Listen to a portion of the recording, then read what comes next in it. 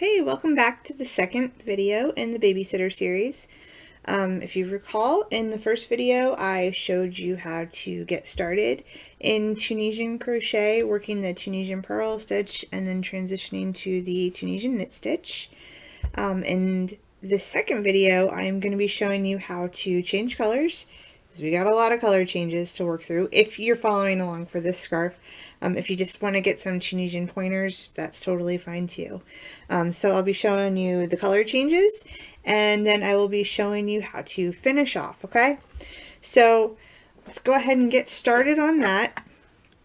If you recall, in the last video, I worked my Tunisian knit stitch down until I had 2 loops left on my hook right there. Okay, so to change colors, go ahead and get the new color that you want and get it on your hook, and then just pull it through those 2 loops. That's pretty much all there is to it. Okay, so you can see there where we have changed colors. You might want to go ahead and give everything just a gentle tug. Remember, we want to keep our tension nice and loose. We don't want to make that curl worse than it's already going to be. Alright, and then we'll just go ahead and jump right back into it, working that Tunisian knit stitch all the way across there. Okay, just like we did before. So find your vertical bars and insert your hook kind of in between them and diagonally to the back. Okay. And I have linked to that first video and to my free written pattern down in the description box too. So if you missed that first video, don't worry, we can get you started. Okay, so just keep working that knit stitch all the way across, just like we've done before.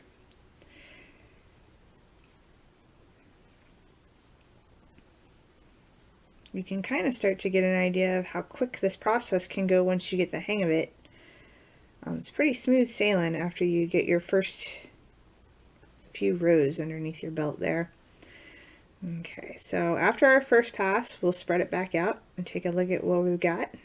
You can see our new color is on top of our old color there. We've replaced all of our pink loops with purple loops. So I'm just going to work my return pass the same way that I have before. Yarn over and pull through 1, and then yarn over and pull through 2 loops. Okay, and do that all the way down. And you have mastered the color change. That's pretty much how you're going to work every color change for the rest of the scarf. If you decide to work it in different colors, you certainly don't have to. You can work it in one color, and that would create a really pretty piece as well.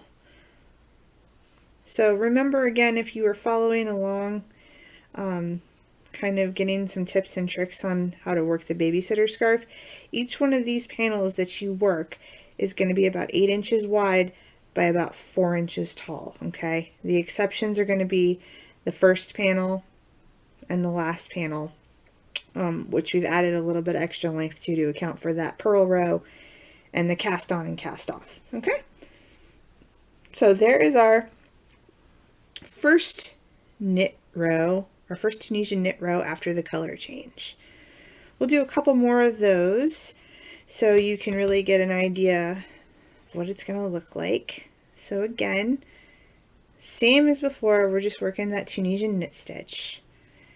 Now I want to do a few more rows just to kind of show you too how pronounced that curl can be, and just to again give you encouragement to keep going.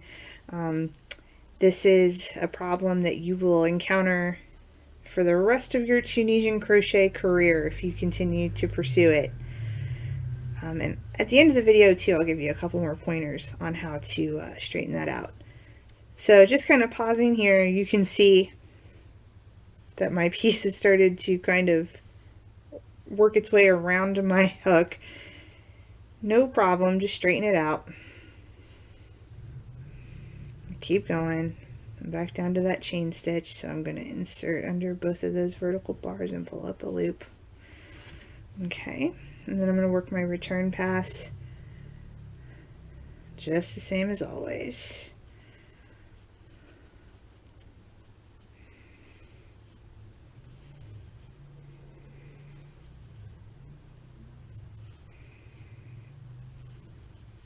Okay, keep that going until you get back to the beginning of the next row. Okay, here's a learning moment, a teachable moment. Do you see how I've pulled through 3 loops instead of 2? No problem.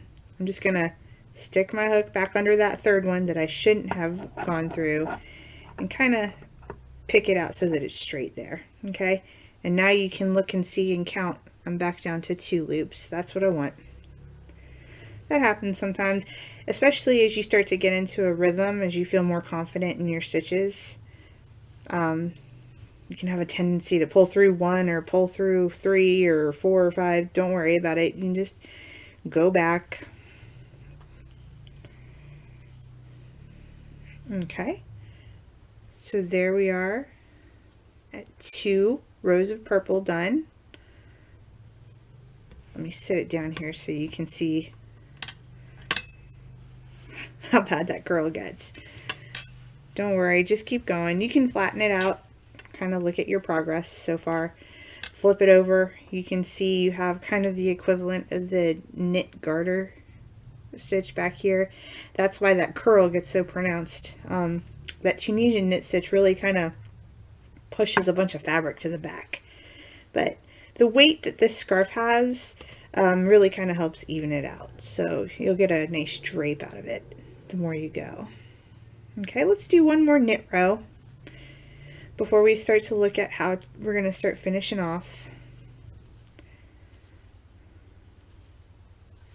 Easy peasy, just straight across, Tunisian knit. Really get the hang of that because 98% of the scarf is done just like this.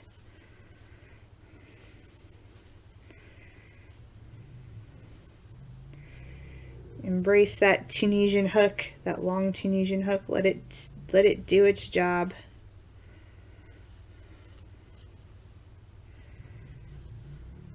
Okay, and then return pass, same as always.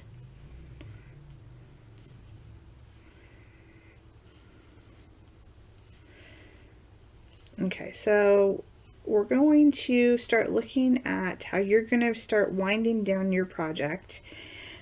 If you're following along, kind of looking for supplemental information on the Babysitter scarf, because at this point you can see we can't just end it like this because we have these giant holes, right? So we're going to put another row of the Tunisian purl stitch, because like I said before, that's going to kind of help us with that curl. It's going to give it a little bit of an edge. And then after that, we're going to work the cast off so we can close up some of those giant holes, okay? So one more look kind of before we start moving on. All right, so we are going to start working our final row of Tunisian purl to kind of bookend our scarf. So remember, to do that, we want to have that working yarn in front of the hook, okay? Bring it around. Your first loop is your first stitch, so move on to that second vertical bar. Insert right under that front facing vertical bar. Yarn over and pull up a loop. Bring that yarn back to the front, because normally when we crochet it's in the back, right? So we want to make sure we have it in the front. Insert under that front facing vertical loop. Yarn over and pull up a loop. And just keep doing that all the way down.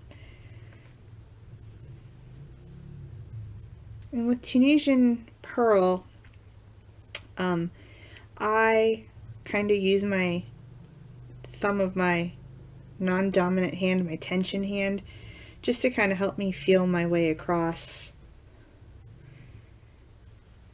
because things can start to get pretty tight if you're not super careful. So that thumb just kind of helps me. It just kind of guides me more than anything else. But find the way that works best for you, that's comfortable for you, and go for it.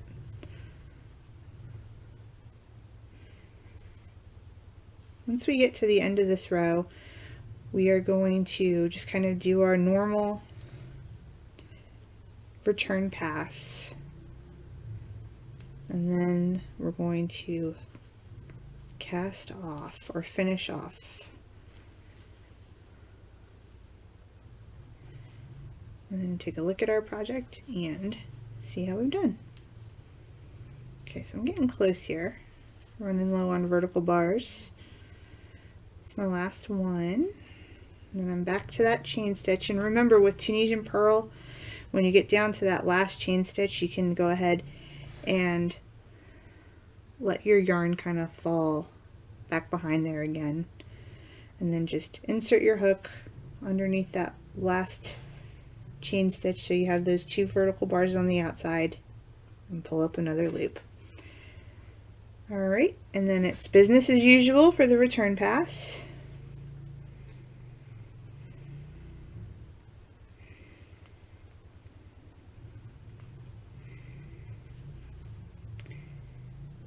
Keep going until you get 1 loop left.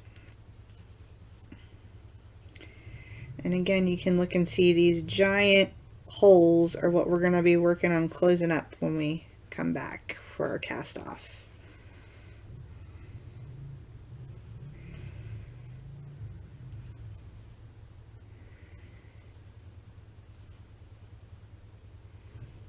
Almost there.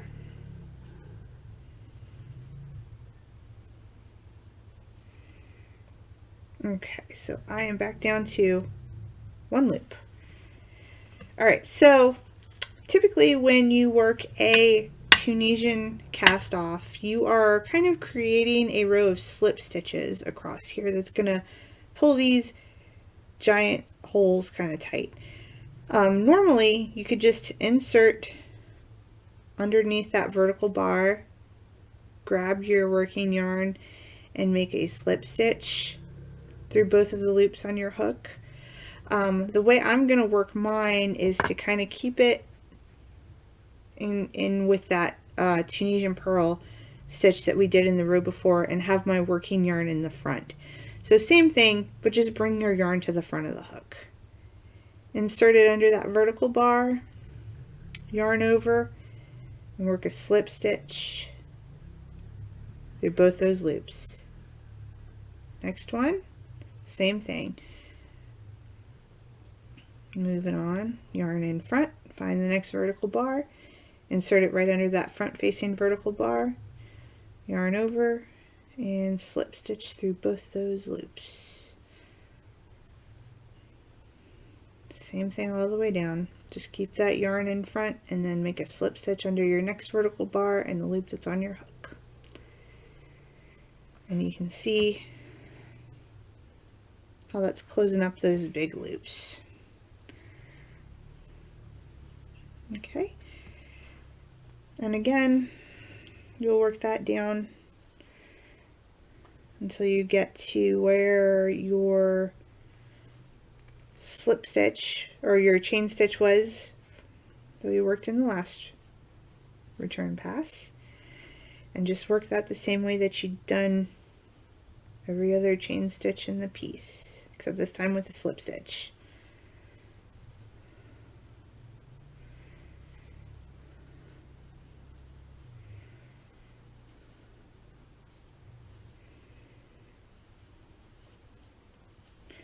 Alright, we're almost home.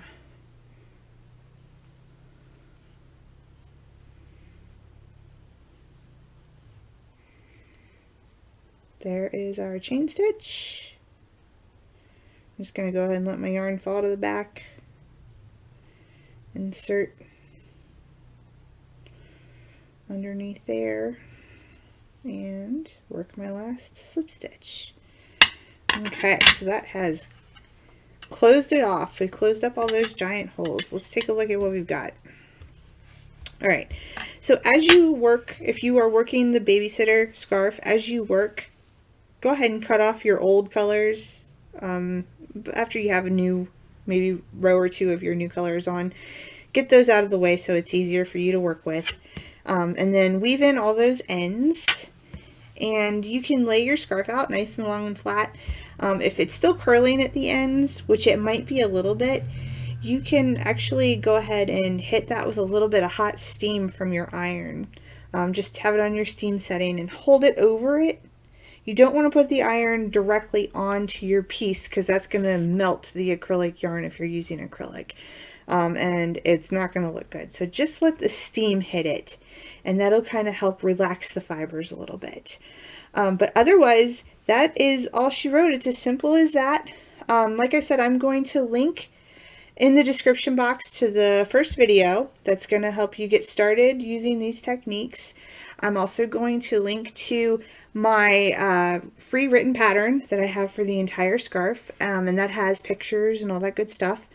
You are always welcome to leave a comment or shoot me a message if you have any problems at all. I am always happy to help troubleshoot with you.